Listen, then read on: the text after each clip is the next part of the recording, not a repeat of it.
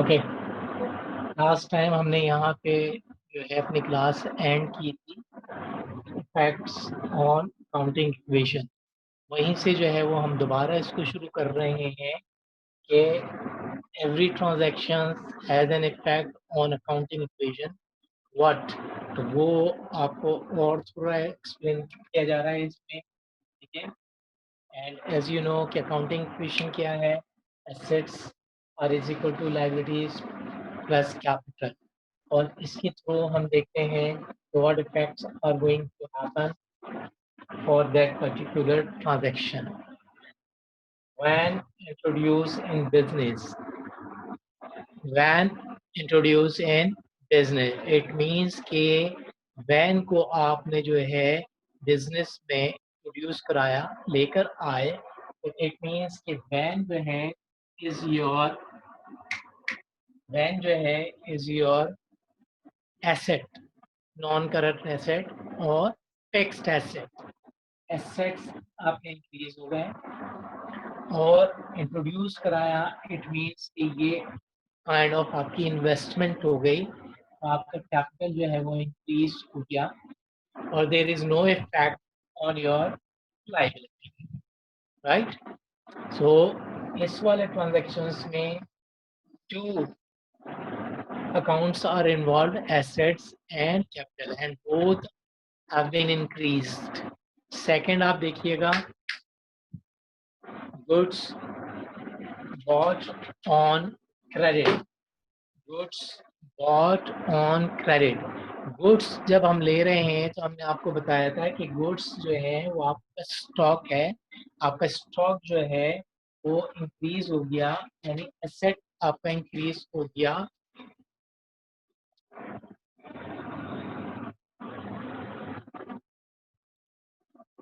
आपका गुड्स जो है वो इंक्रीज हो गया, ठीक है। तो गुड्स आपके स्टॉक मीन्स आपका एसेट इंक्रीज हो गया।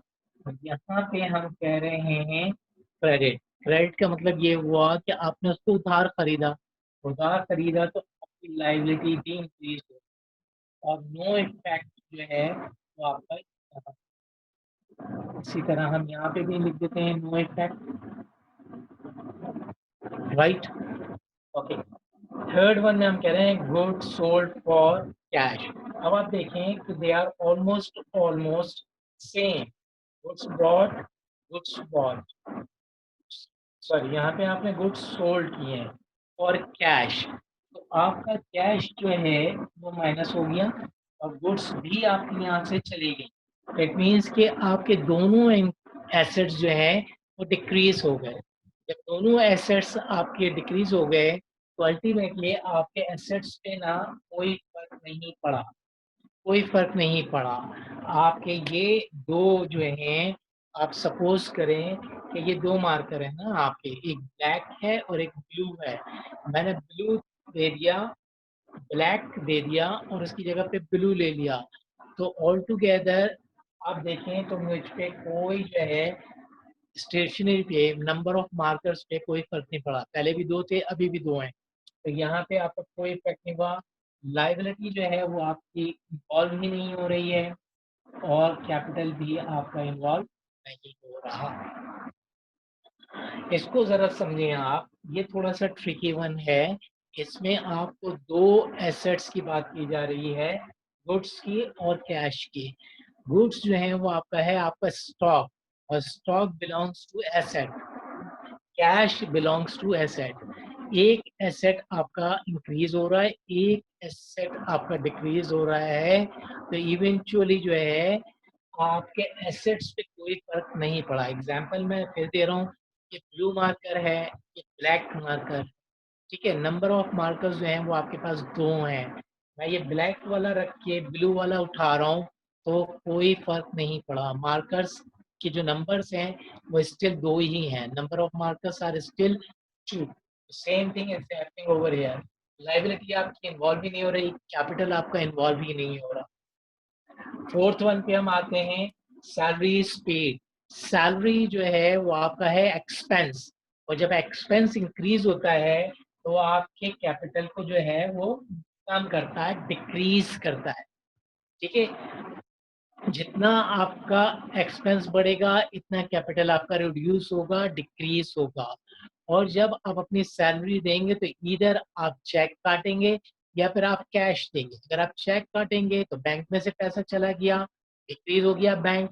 और अगर आप कैश दे रहे हैं तो कैश आपका डिक्रीज हो गया। दोनों सूरतों में आपका एसेट जो है वो डिक्रीज हो रहा है, एसेट आपका डिक्रीज हो रहा है। और लाइबिलिटी में आपका जो है कोई इफेक्ट नहीं। ठीक है जी। जितना आप एक्सपेंस पे करेंगे आपका कैपिटल जो है वो रिड्यूस हो जाएगा, कम हो जाएगा, डिक्रीज हो जाएगा आपका। ये 4 हैं, मैं और आपको लिख के दे रहा हूँ, एक और इसी के नीचे बढ़ा देते हैं। सेम फिर कंटिन्यूटी आ जाएगी।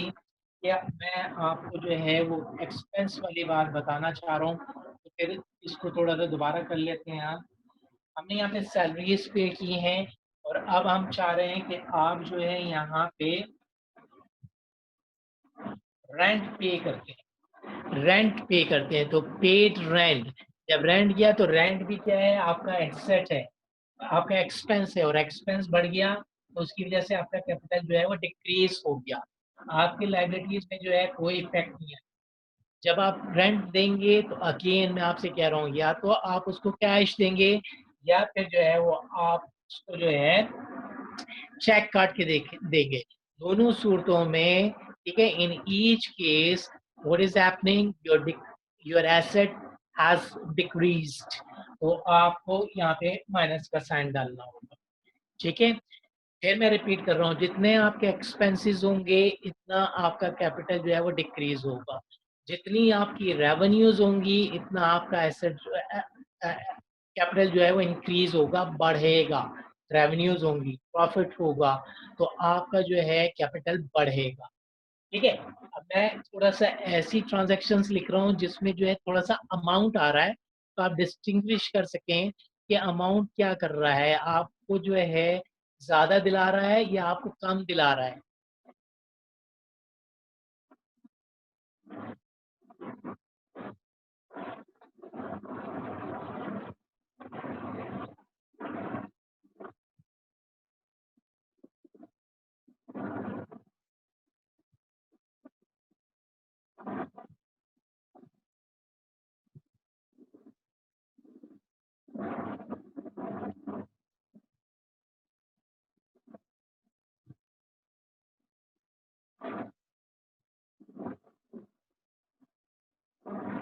तो अमाउंट्स के साथ हम बात कर लेते हैं।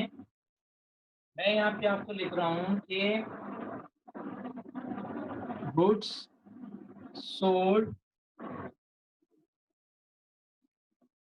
ऑन क्रेडिट, आपने उधार सामान बेचा, ठीक है, तो आपके स्टॉक जो है वो डिक्रीज हो गई, लेकिन आपका ट्रेड रिसीवेबल जो है वो इंक्रीज हो गया। जिस पार्टी को हम सामान बेचते हैं वो हमारा ट्रेड रिसीवेबल होता है। Trade receivable belongs to asset, आपका करंट एसेट है। एक करंट एसेट जो है वो आपका इंक्रीज हो रहा है, एक करंट एसेट स्टॉक जो है वो आपका डिक्रीज हो रहा है। वही पहले वाली बात कि यहाँ पे कोई इफेक्ट नहीं हो रहा, नो इफेक्ट। लाइबिलिटी इन्वॉल्व ही नहीं हुई है, नो इफेक्ट। कैपिटल में कोई फर्क नहीं आया, नो इफेक्ट। ठीक है, लेकिन अब आप ये देखें, मैं आपसे कह रहा हूँ goods cost 1000 sold for 1200, right? Goods cost 1000 sold for 1200। यहाँ पे आपकी जितनी गुड्स गई थी उसकी वैल्यू सेम थी। यहाँ पे सेकंड में आपकी गुड्स की वैल्यू है 1000, लेकिन जो आपका कैश आ रहा है वो आ रहा है 1200। तो आपके यहाँ पे ये इंक्रीज हो जाएगा बाय 200। और एक चीज 1000 की है उसको आप 12000 में बेच रहे हैं, तो आपको प्रॉफिट हो रहा है। जब प्रॉफिट होगा तो आपका कैपिटल इंक्रीज हो जाएगा 200, और आपकी लाइबिलिटी में कोई इफेक्ट नहीं। एक चीज आपकी 1000 रुपए की है और उसको आप बेच रहे हैं 1200 रुपए का, तो आपको जो है 200 रुपए प्रॉफिट हो रहा है। तो 1000 की स्टॉक गई, और 1200 रुपए का जो है वो कैश आया, तो अल्टीमेटली इवेंचुअली आपके पास 200 ज़्यादा है, तो 200 रुपए का आपका एसेट बढ़ गया। और जब आपको प्रॉफिट होता है, तो थोड़ी देर पहले हमने कहा था कि जब आपका एक्सपेंस होता है तो आपका कैपिटल डिक्रीज हो जाता है, और जब आपकी रेवेन्यू इंक्रीज होती है तो आपका प्रॉफिट बढ़ जाता है, प्रॉफिट बढ़ता है तो कैपिटल भी बढ़ जाता है, और जो डिफरेंस था वो था 1200। एक और देखते हैं यहाँ, ओल्ड फर्नीचर सोल्ड, कॉस्ट है उसकी 500, ठीक है।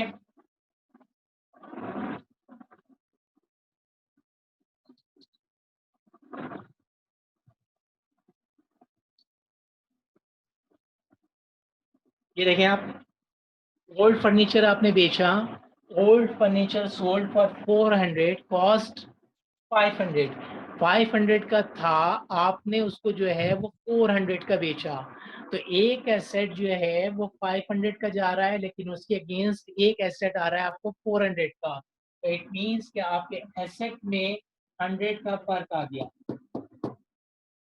500 रुपए की चीज आपने 400 की बेची, 100 रुपए का आपको लॉस हो गया, 100 रुपए 100 रुपीज का आपको यहाँ पे लॉस हो गया, और आपके लाइबिलिटीज में कोई इफेक्ट नहीं हुआ। ये थोड़े से ट्रांजैक्शंस ऐसे हैं जिसमें आपको वैल्यूज दी जाएगी, और जब वैल्यूज दी जाएगी तो आप देखिएगा कि आर वी रिसीविंग वैल्यू और आर वी लूजिंग वैल्यू। हमारे पास जो अमाउंट आ रहा है, are we getting it as a profit और are we getting it as a loss. ऊपर वाली में 1000 की कॉस्ट थी, 1200 रुपए की हमने बेची, तो 200 का हमारे को प्रॉफिट हो गया। जब प्रॉफिट इंक्रीज होता है तो आपका कैपिटल भी इंक्रीज हो जाता है। सेकंड वाले में 500 रुपए की चीज आपने 400 रुपए की बेची, 100 रुपीज का आपको लॉस हो गया। जब लॉस होता है तो कैपिटल डिक्रीज हो जाता है, और 100 रुपीज से आपका एसेट भी डिक्रीज हो गया, ठीक है।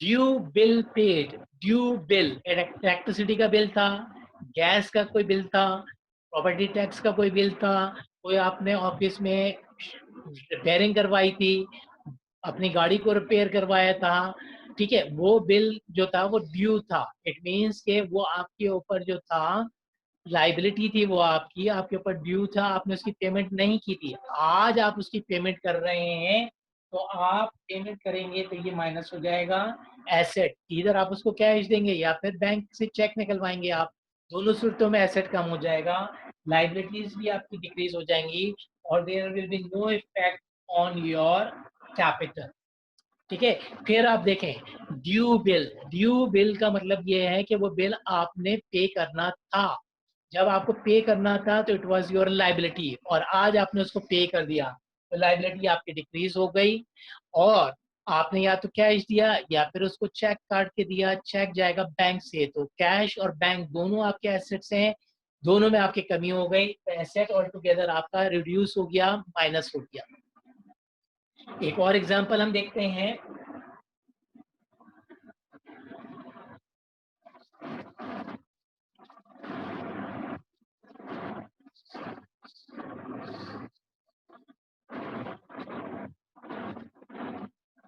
रिसीव्ड कमीशन, रिसीव्ड कमीशन, आपको कमीशन जो है वो मिला, जब आपको कमीशन मिलेगा तो commission is a kind of revenue, commission is a kind of revenue, आपकी रेवेन्यू इंक्रीज हो गई तो आपका कैपिटल भी जो है वो यहाँ पे बढ़ गया, ठीक है। Liability is not involve, liability यहाँ पे इन्वॉल्व नहीं हुई है।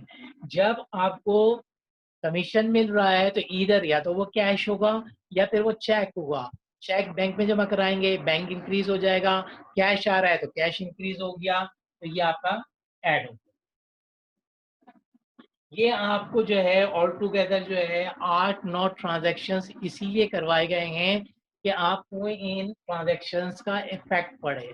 अगर आप गुड्स सोल्ड कर रहे हैं तो क्या उसको ज़्यादा कीमत पे दे रहे हैं या उसको कम कीमत पे दे रहे हैं? ज़्यादा कीमत पे देंगे तो आपका एसेट भी इंक्रीज होगा, आपका कैपिटल भी इंक्रीज होगा। अगर कोई आपका एसेट जो है वो कम वैल्यू पे आप सोल्ड आउट कर रहे हैं तो आपको लॉस हो रहा है। जब लॉस होगा तो आपको जो है आपका कैपिटल जो है वो डिक्रीज हो जाएगा और आपके पास जो कैश आ रहा है वो भी कम आ रहा है, तो वो भी माइनस हो जाएगा। जो एग्जांपल मैंने आपको ऊपर दी है, ये 2 एग्जांपल्स आपको दी हुई है। एक और हम देख लेते हैं।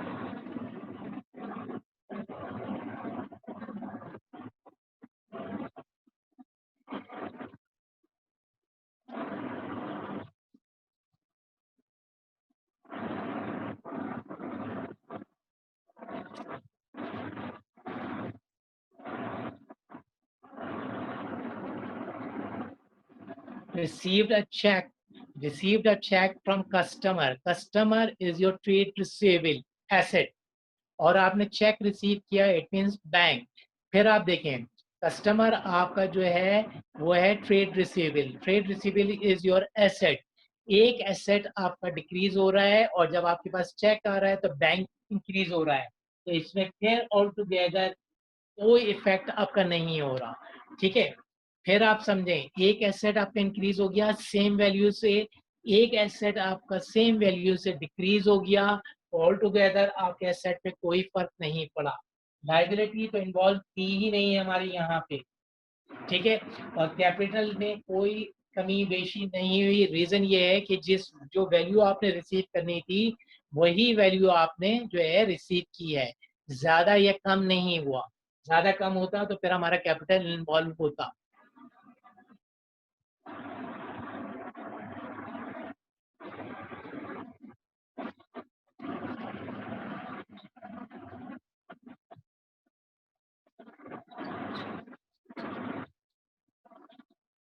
bought a van on credit bought a van on credit van आपने खरीदी क्रेडिट।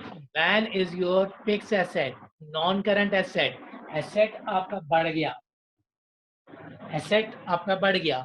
ठीक है, और ऑन दी अदर हैंड आपकी लाइबिलिटी भी जो है वो इंक्रीज हो गई। लाइबिलिटी भी आपकी इंक्रीज हो गई। रीजन क्या है? ये ऑन क्रेडिट, क्रेडिट की वजह से। उधार, आपने जब उधार लिया तो इन फ्यूचर आपने पे करना है, तो इट मीन्स कि आपकी लाइबिलिटी जो है वो इंक्रीज हो गई और कैपिटल में कोई आपके इफेक्ट नहीं हुआ। ठीक है जी, फिर आप देखें जरा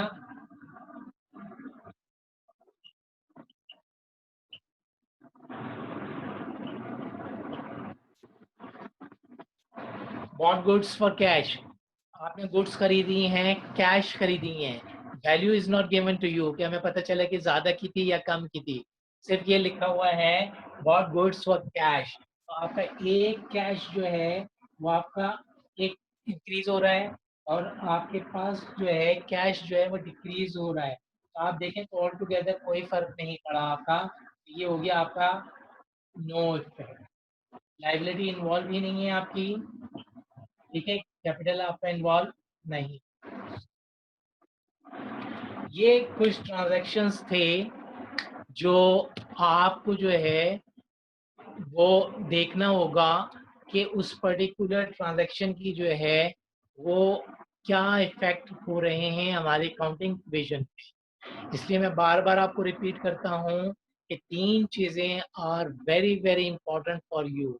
आपने लिस्ट को बहुत अच्छी तरह याद करना है कि what is the list of non current assets और फिक्स एसेट। सेकंड थिंग है करंट एसेट्स। एक छोटी सी लिस्ट आपको प्रोवाइड की गई है, वो आपको आनी चाहिए, याद रहनी चाहिए। लाइबिलिटीज के टाइटल्स आपको याद होने चाहिए। जब जाके जो है वो आपको जो है आसानी हो जाएगी। फिर उसके रूल्स हैं कि वो बढ़ रहा है या कम हो रहा है, इंक्रीज हो रहा है या डिक्रीज हो रहा है। तो हमने आपको रूल्स भी लिखवा दिए थे कि increase in asset and expense are debited. उल्टा करेंगे, decrease in assets and expenses are credited. फिर बाकी रह गए आपके 3 लायबिलिटीज, कैपिटल और रेवेन्यू। इनका रिवर्स होता है, उल्टा रूल होता है।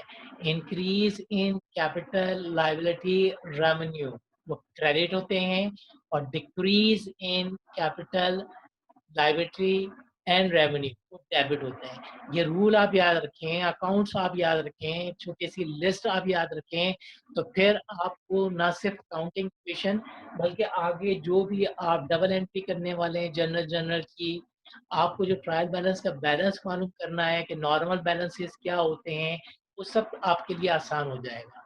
और मैंने आपसे कहा था नॉर्मल बैलेंस के लिए आप याद रखिए कि इंक्रीज का फार्मूला, इंक्रीज क्या होता है, वही जो है वो नॉर्मल बैलेंस कहलाता है।